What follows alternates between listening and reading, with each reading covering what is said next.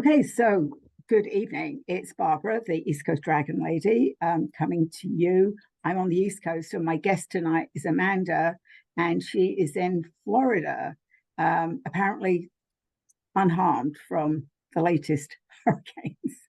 And she's got a beautiful array of her photos of artwork around Duet and Dragons and some other stuff you've been doing. So we thought that we would, I haven't planned anything, but we thought we would just chat. Mary's joining us, and I know a lot of you are going to be catching this on YouTube. So it will go up on YouTube sometime over the weekend. And those of you that requested it, I will send it out to you, but you can catch it on YouTube. So anyway, Amanda, I cannot pronounce your name, and I know you've got two names.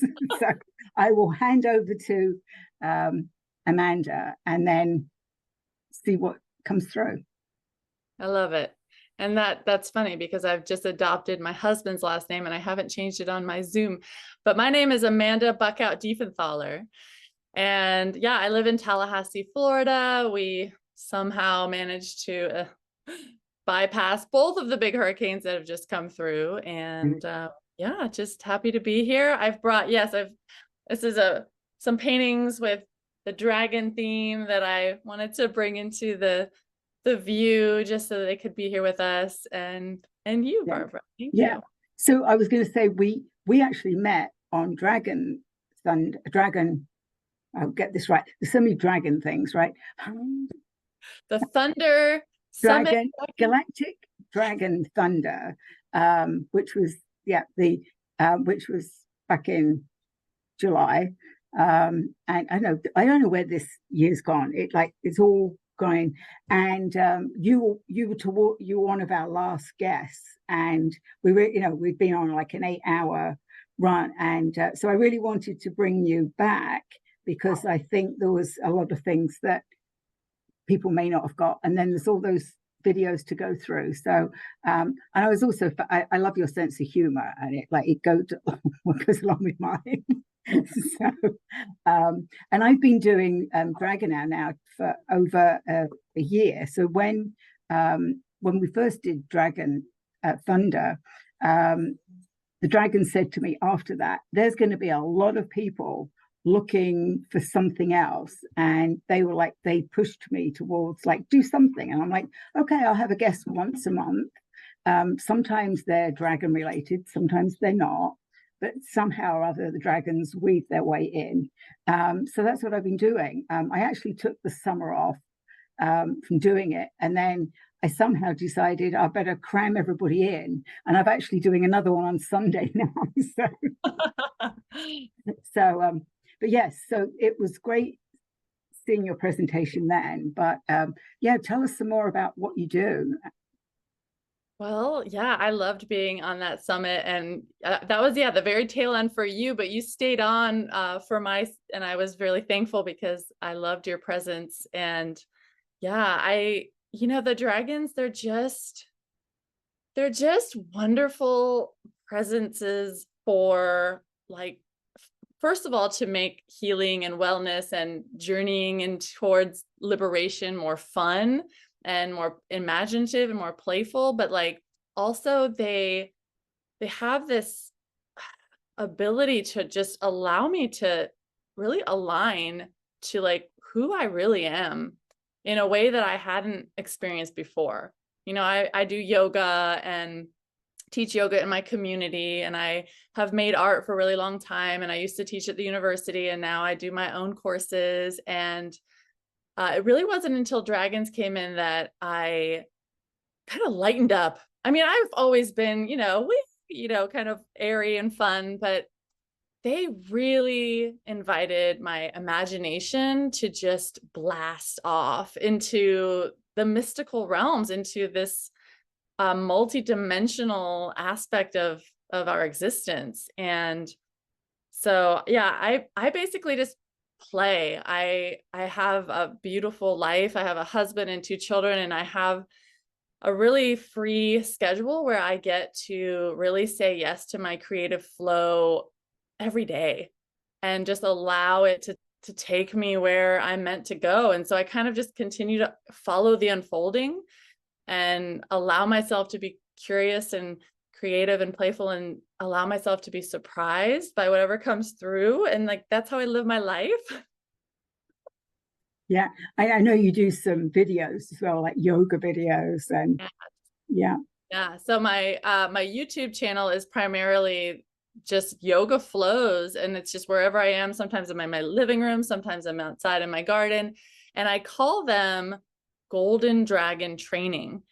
And really, Golden Dragon Training is, for me, is the path of self-mastery, in a way that just greets me where I am. And so oftentimes for me, it feels really good to practice vinyasa yoga, but sometimes it's like lifting weights or doing push-ups or, you know, whatever it is, gardening. But it's a way for me to like come in and say, okay, like, what does my body need to feel good? And can I give it to myself and really allow myself to be playful, sensual, powerful, just anything that I'm feeling, just like weave it in to the practice. And I think like sharing those videos online, and just it's a way, like for me, I'm all about giving permission slips, you know, energetic permission slips where I'm like, just by showing up, sometimes we give people permission to also show up authentically. And so that's one of the main reasons why I do what I do, because I feel like a lot of like, I mean, really, it's, you know, we tend to just see a sensual woman or see a powerful woman and then just lump her into like, oh, she just, you know, wants attention, or oh, you know, she's too sexy, or oh, put some clothes on her, whatever it is, stop shaking your butt, whatever it is. And it's like, actually, this is what I really need to feel at home in my body. And can you also give yourself permission to play in your body and find the fullest expression of who you are, no matter what? Yeah. Yeah. Yeah. And I think you're right. The dragons definitely, wherever they come in, whether it was 20 years ago or last week, and that's what everybody experiences, is that like giving you permission to whatever it is that's blossoming, to open up. And that's certainly what I experienced, was that, you know, they pushed me in the right direction. It sounds exactly. So how long have dragons been with you? Not No. only since January 2023. Oh, right. So, Yeah. so I mean, I'm like a baby in this land, right? And but Right. when they came in, I had been doing all of this work to really cleanse and clear my energy. I had been really like minding my frequency, right? Like every thought, every word, every action, everything that I was doing, I was really mindful of how I was energetically instructing myself to be in the world via frequency. And so I just had a very clear, open channel. And then it came to this time where I had totally not been honoring my grandfathers.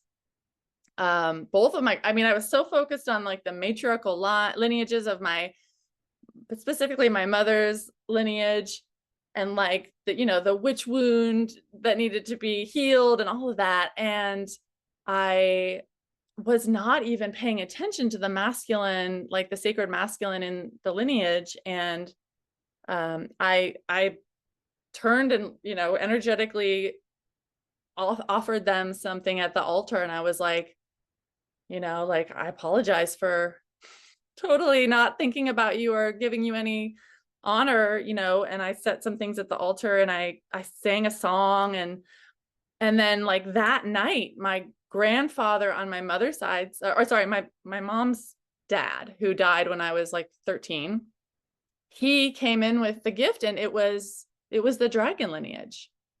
And it's like, you know, it's my mother. I look at my mother now, all I see is a dragon. You know, it makes sense. Like, I'm like, of course I'm a dragon. I'm like 6'3" tall. I'm like huge. And so all of a sudden, like honoring the ancestors, it's like, it's like all of that magic that had been carried through, all of that benevolence that had been carried through and through and through and through and through, and had to lay dormant for so long because it wasn't safe. it's like, as soon as I said thank you, as soon as I placed an altar offering, it just went boom. And then it was just like, I remembered being a dragon. I learned how to read the Akashic records, and I saw like the whole thing through timelessness. I was like, okay. And it's like, it just clicks. It makes sense. And it also makes sense to be a human on Earth. It's like, I'm a shapeshifter. Right. Aren't we all? Right. And so are a lot of dragons. And that, so as I was saying before we started, so the dragons are sort of taking me back to where I sort of originally started. And part of that is to connect with the archangels and ascended masters that shape shift to dragons.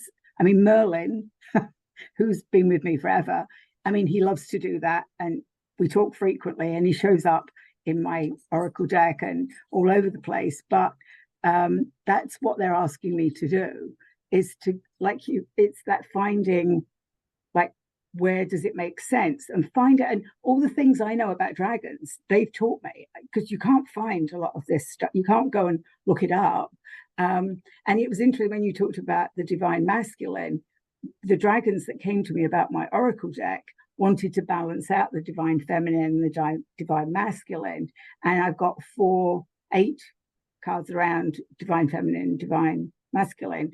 And always when people pull the divine mother or the father or the grandfather, it's about their lineage and clearing that. So that's definitely what the dragons, and there's galactic dragons as well. So like you were saying, suddenly you see all of it and you're like, wow. Yeah. And I mean, it wasn't until the dragons came in that like the Kundalini energy became quantum. It transcended time and space.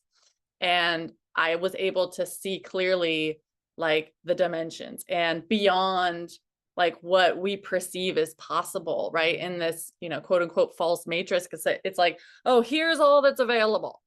Even your biggest dreams have a ceiling, and because we've programmed you to believe this. And it's like, well, the dragons just took me way the heck up there, where it's like, there's boundless possibilities. So this is all a lie. And I see through it. And I love that. And it's interesting to now walk around and see the boundless nature of possibility amidst the limited belief of most people. But it's like, I don't know. It's like, it's all possible, everybody. Like, we could do it.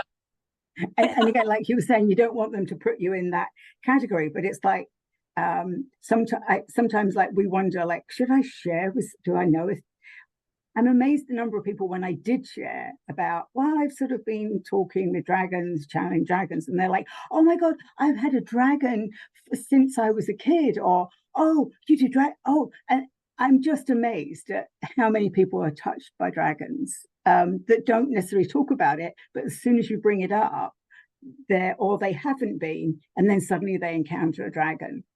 Yeah. And that's how it was for me, because it was very spontaneous. I didn't really have them in my field, or just, there was no desire or conscious understanding. And then they came in, and I was like, does anybody else have this happen to them? Like, I had no clue. That was exactly me. I started, like, when I didn't know why I was seeing dragons, because mine were in the sky. And I was like connected, saying to people, do you know anything about dragons? They're like, oh no, not me. I mean, these were like spiritual people. And I'm like, I don't understand. Why am I seeing dragons? Because they weren't saying anything to me. And they were like, oh, I don't know. Try so-and-so. And everyone was like, oh, I don't know. But it was at that time, and I haven't been connecting with dragons about a year longer than you. It was at that time that everybody was waking up to dragons of some sort. Some were having like experiences like you. Others were like, why am I seeing dragons? And why are they talking to me? I just think it's absolutely beautiful. It's the most fun I don't know. It's just, everything's more fun now. It's like, I got to awaken the inner child, but she's not a child. She's just like a more delightful essence of me, you know? Yeah. Yeah. And that remembering being a dragon. that, And yeah, all the parts. So like when I went through the Akash, it was so funny too, because my friend Janet like literally just was like, oh, let's read your Akashic. We're going into the Akashic records. And we do this thing called family constellations where we go into the field and we're in our hearts. And I have a lot of experience like working in the quantum that way, but I'd never gone into the Akashic records. And then she brings out this like big book, and like I saw my dragon name on the cover, and then over the next several days, I was just energetically just reading the book. It was just like in front of my eyes, and I was going through the whole thing. And it was more than I could ever even have made up. It was like, I still am processing how expansive and truly timeless our spirit is. Our soul is just rich with like wisdom of like the entirety of whatever you could even imagine. Like through the vast universe, there is just so much juicy wisdom that, you know, how much can we hold in these dense 3D bodies? right. Well, yeah, especially I think so. I was actually I was taken into the future and asked I was doing a meditation, and they took me really fast into the future, and then we stopped like suddenly, and they're like, "What can you see?" And I said, "Nothing," and they said, "Exactly, because you don't need this body." So they showed me that in the future, whether it is my future self, but we won't need these bodies. And again, I think people have a lot of, I mean, I believe that we just borrow a body. It's our soul, right? Some people call them meat suits, but you know, we just to have the experience on Earth because we chose to come to Earth. All of us now that are here that are doing this work chose to come here for this reason. And that's, I think, why we're all connecting, because it was our choice. We don't remember it because you know, the one thing that we decided was, oh, you can take that away when I arrive, right? So we're all here going, what was I here for? But more people now are like, I mean, I'm understanding, like, and hearing sometimes, you know, what I decided, why I was coming here and for what reason.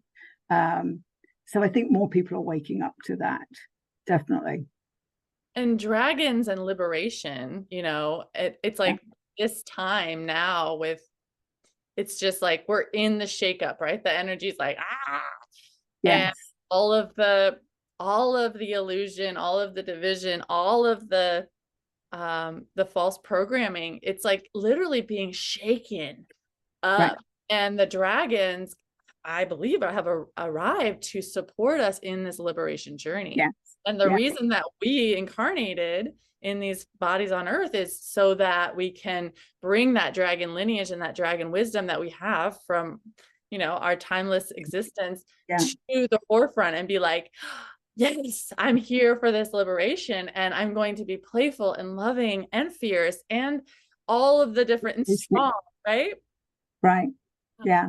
Yeah. I think, yeah, I was also because sometimes it like confuses you, and I sort of they were like I was around before Earth was even, so you know I woke up to being an elder, and I didn't understand at the time what that meant, but then they showed me that you know galaxies and star systems, and they go way way back, and they're still coming. I mean, I encountered a group of dragons that came in earlier this year that wanted me to share their message through an oracle deck. And they had come over the years. I mean, they were saying, we're on our way, but we've been going through galaxies and planet hopping and doing all that stuff because this is the time they need to be here to help wake us up. Yeah. Absolutely. And I've been experiencing through the galactic centers in my birth chart, I've been experiencing like this other dimension in which it's kind of like Earth as it is now, but there's just so much more reciprocity and sustainability, kind of like the old times of the tribal and, indigenous people. And in that dimension of Earth, everybody is like luminous. You can see the meridians just lit up in your body. And dragons are just part of the natural world. They're like deer, right? It's just like they're around and they're part of the environment, and the people, whatever they are, like I feel like they're like these luminous beings. Yeah. They have this beautiful symbiotic relationship with all the plants and all the animals, and one of those creatures is the benevolent dragon. And so what I've tapped into is like that version of me, and I'm still humanoid, but I'm like homo luminous, which is a prophecy, right? And then there's just dragons, and there's plants, and there's all the elements, and it's like I'm home. And I remember like that greater capacity to live in reciprocity with all beings everywhere, and just that deep trust in my intuition to guide me. It's like, so that's what I've been connecting to. And it's like, yeah, it's beyond this, right? This is very transfixed in illusion. And that is like the Eden. It's just like, oh. Yes. Right. Yeah. And I've seen similar to that the dragons are just here, and probably were here before, and they were here before Earth as well, and before star systems were born. But yeah, I think, and those of us that I've had a couple of occasions where I've actually felt myself a dragon, and like I could go up a mountain and like roar, and it was like so fun. It was like, oh, is that me? Wow. Yeah. Yeah. Mine seems to be more like I have memories of like being in Atlantis as a dragon. And then Merlin tells me that I was his dragon at one time, and as he was mine, he's like, well, you were my dragon and I was your dragon, So I think we've had many lifetimes, but the one thing that made me laugh was a while ago, I have a fairly small dog, and I take him out for walks. And one day I encountered a dragon who was like really upset that I had, like, what are you doing with that dragon? And I look and I'm like, that's my dog. And dogs, we put them on a leash. And they're like, no, that's a dragon.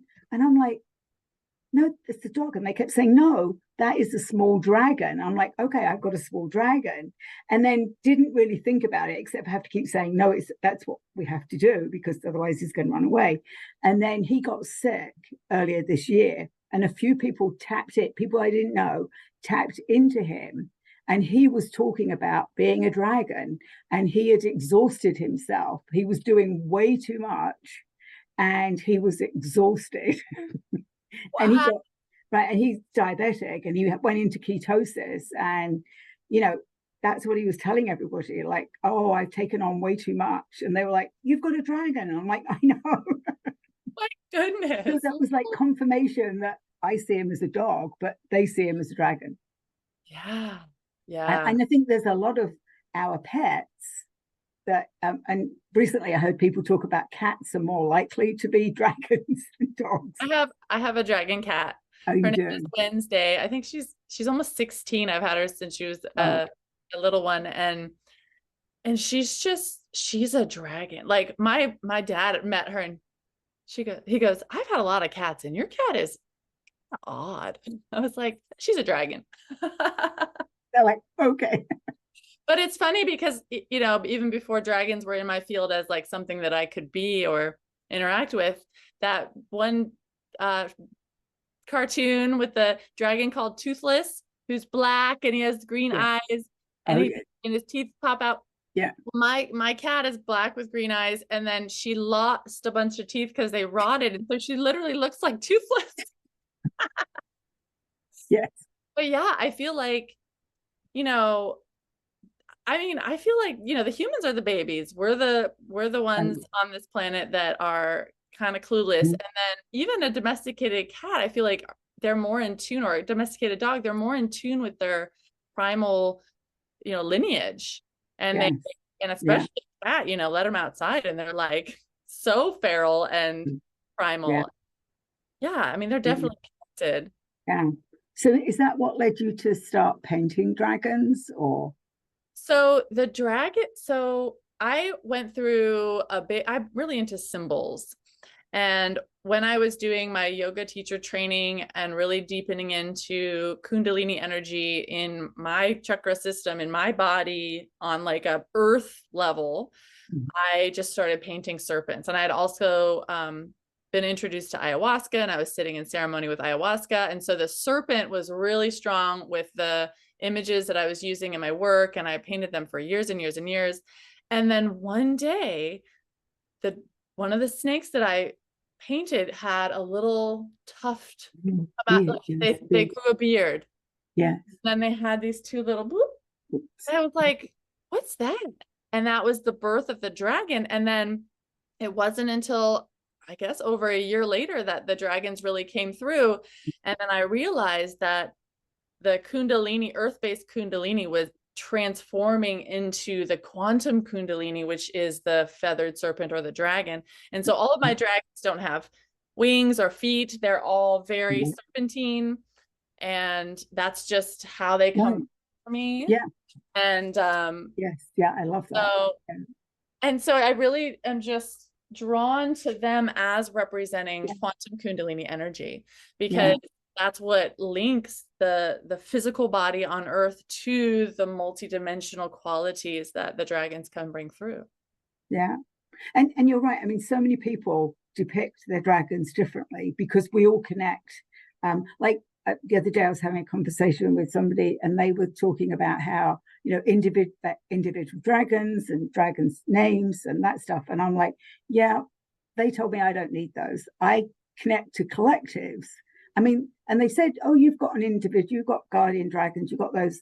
And when people have asked about what's my dragon's name, the dragons laugh because they say it's very human that we want them named. And actually, I've got some real comedians, and they said to me one day when people were asking for the names, and they were like, oh, you want some names? Okay. And they were giving me these really old-fashioned, like Matilda, Ethel, and they were like, you wanted a name, here you go. And it's like, yeah, you're kidding with me now. And they were like, they really don't care. I mean, I know that some dragons do want to be named, and then there's other reasons. I mean, some dragons don't like to be named because when they were captured, they were named and they were chained, so they won't even talk to you about a name. But mine tend to be. They remind me. So I have two. They're adult sons now, but when my kids were little, the like silly jokes that boys do. My dragons remind me of that because they come out with all sorts of like jokes and they're like laughing.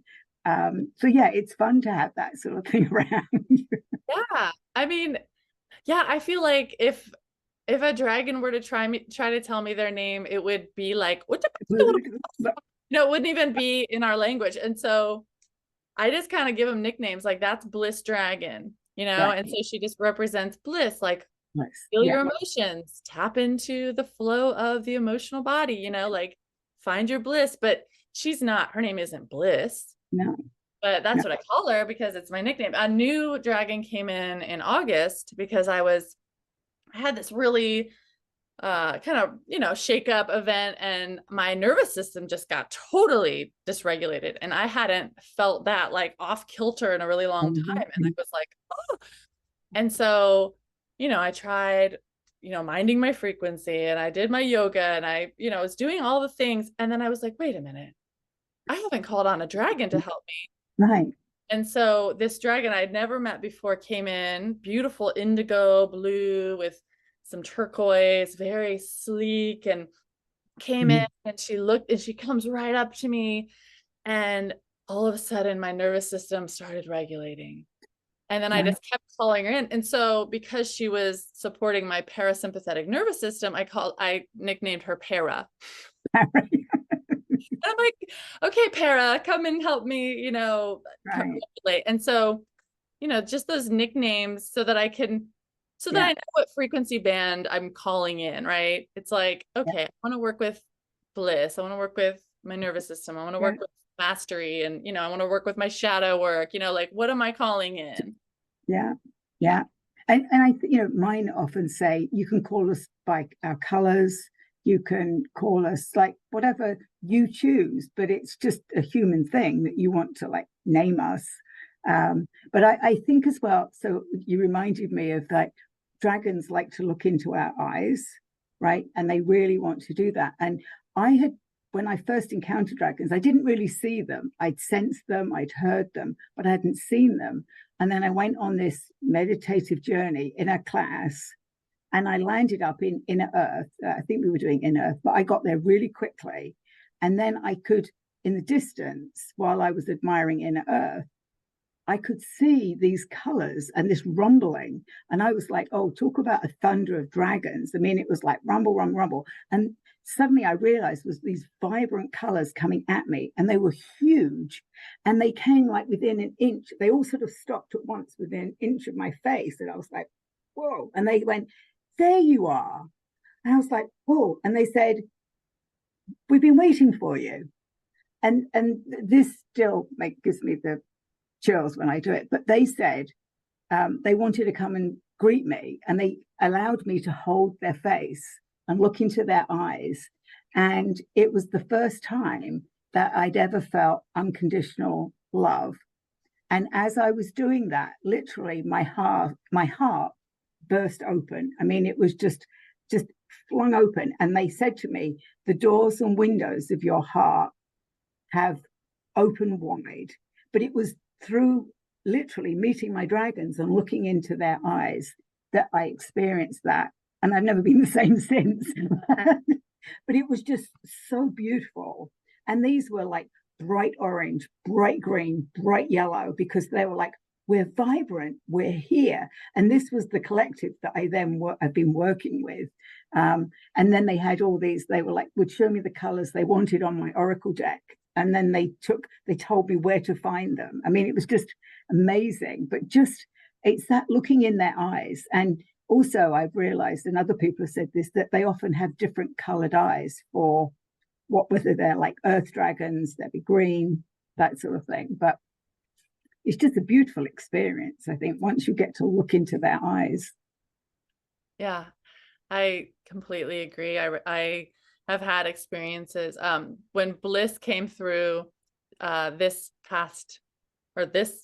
February, she came in and she kind of would show me this side of her face, and then she'd show me this side, and she just wanted me to like register her beauty. And she just gave me a long time to just revel in her beauty. And it was just so fascinating. I never had a dragon like want to be like admired, not